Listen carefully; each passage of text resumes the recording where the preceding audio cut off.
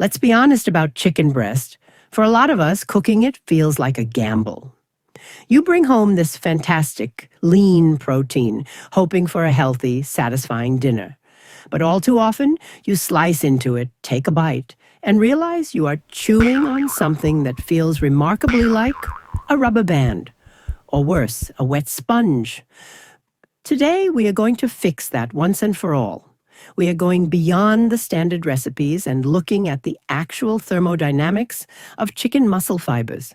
Because once you understand how heat and salt interact with proteins on a cellular level, you will never eat a dry, squeaky piece of chicken again. Chicken breast is packed with protein, low in fat, and easy to find. But because it lacks the rich intramuscular fat of a chicken thigh or a beef steak, it is entirely unforgiving in the pan. To understand why chicken dries out, we have to look at what happens when it gets hot. Raw chicken muscle is made mostly of water and proteins, tightly bundled together in sheaths. When you apply heat, these proteins begin to denature, meaning they lose their natural shape, unwind, and then aggressively tangle up with one another. The two main proteins we care about here are myosin and actin. Myosin is the first to react. Right around 120 degrees Fahrenheit, myosin proteins start to unwind and coagulate. At this stage, the chicken is turning from translucent to opaque, but it is still holding on to its moisture. The real danger zone hits when the internal temperature climbs to between 150 and 165 degrees Fahrenheit. This is when the actin proteins begin to violently tighten up. Imagine taking a soaking wet towel and twisting it as hard as you can. That is exactly what the actin proteins are doing to the muscle fibers. They contract, shrinking the physical size of the meat, and squeeze out the water trapped inside the cell walls. By the time a chicken breast hits the traditional old-school recommendation of 165 degrees, those fibers have squeezed out a massive percentage of their natural juices. They are left tight, dry, and chewy. So how do we stop this from happening? If you look around cooking forums or read through the comments on social media, you will see a very popular method being shared. Many home cooks swear by a 30-minute wet brine. They take the chicken breast, drop it into a bowl of cold tap water, mixed with salt, and let it soak before cooking. Now let's be clear, the people recommending this are not wrong. Wet brining does actually work scientifically. The salt in the water dissolves some of those myosin proteins we talked about, which artificially increases the meat's ability to hold on to liquid. Because the chicken absorbs that extra water, it creates a buffer.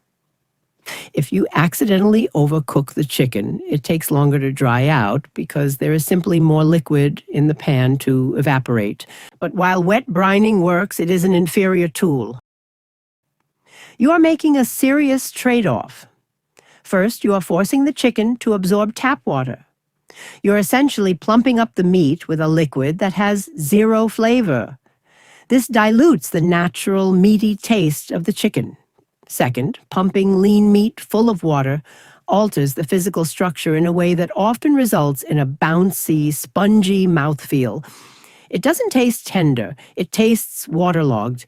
And finally, wet brining actively works against the most important flavor-building process in cooking, the Maillard reaction. The Maillard reaction is the chemical process responsible for that beautiful golden brown crust and rich flavor on the outside of roasted or seared meats. But here is the catch. The Maillard reaction does not happen until the surface temperature of the meat reaches about 300 degrees Fahrenheit. Water boils and turns to steam at 212 degrees. If you take a waterlogged piece of chicken out of a wet brine and put it into a hot pan, that surface moisture has to entirely evaporate before the meat can get hot enough to brown. By the time the water is gone, the inside of your chicken is completely overcooked. You end up with pale gray meat that's steamed in its own puddle. Before we look at the ultimate scientific fix, I want to explain exactly what we are doing here. This channel does not just give you recipes to blindly follow. My goal is to teach you the actual nature of food ingredients and how they behave under heat and pressure. When you understand the basic chemistry of the kitchen, you become immune to bad recipes, and you can confidently cook almost anything without a handbook. If building that kind of culinary intuition sounds good to you, hit the subscribe button so you don't miss our upcoming deep dives. There is a much better way to prep your chicken. It relies on the exact same science as a wet brine, but it produces vastly superior results. It is called dry brining or salt osmosis. Instead of submerging the meat in water, you simply sprinkle kosher salt directly onto the raw chicken breast on all sides. Then you place it on a wire rack or a plate and leave it uncovered in the refrigerator. You want to do this for at least 2 hours, but overnight is even better. Here is the chemistry of what happens while you're sleeping. In the first 30 minutes, the salt triggers osmosis. It draws the natural juices out of the chicken, pulling moisture up to the surface. If you look at the meat during this stage, it will look wet and shiny, but leave it alone, because in the next phase, the salt dissolves into those natural juices, creating a highly concentrated, pure chicken brine. Then diffusion takes over. The meat reabsorbs that salty liquid deep into the muscle tissue, but this time it is not absorbing tap water. It is pulling in its own perfectly seasoned juices. Once inside, the salt chemically attacks the meat. It breaks down and relaxes those tight protein coils. When you finally put that chicken breast into a hot pan, those relaxed proteins cannot squeeze together as tightly as they normally would. The towel cannot be wrung out. The actin and myosin hold on to the moisture. And because you left the chicken uncovered in the fridge, the cold circulating air did you a massive favor. It completely dried out the surface of the meat. When that dry surface hits a hot, oiled pan, there is no water to evaporate. The surface temperature immediately rockets past 300 degrees. The Maillard reaction triggers almost instantly, giving you a deeply flavorful golden crust long before the inside of the meat has a chance to overcook. Of course, the chemical prep is only half the battle. You still have to manage the heat. If you saw our video on the 3 chemical mistakes ruining your boiled eggs, you already know how sensitive protein structures are to aggressive, unmanaged temperatures. The same rule applies here. The USDA has historically told us to cook chicken to 165 degrees for safety. But food safety is actually a function of both temperature and time. Bacteria like Salmonella die instantly at 165 degrees, which is why it is the foolproof recommendation.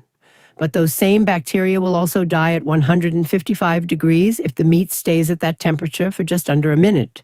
If you pull your chicken off the heat when a meat thermometer reads 155 degrees and let it rest on a cutting board, something called carryover cooking happens. The residual heat from the outside of the meat continues to travel inward, raising the core temperature by another few degrees, keeping it perfectly safe while ensuring it stays incredibly juicy. So, skip the water bath. Salt your chicken ahead of time, let the fridge dry the surface, and pull it off the heat before the proteins wring themselves out. I want to take a moment here to thank you. Reading your comments, your advice, and the tricks you have picked up over the years has been incredible. You are building a real community here, sharing valuable knowledge that helps everyone watching. Your experience matters. So please keep dropping your thoughts and your own kitchen victories in the comments below.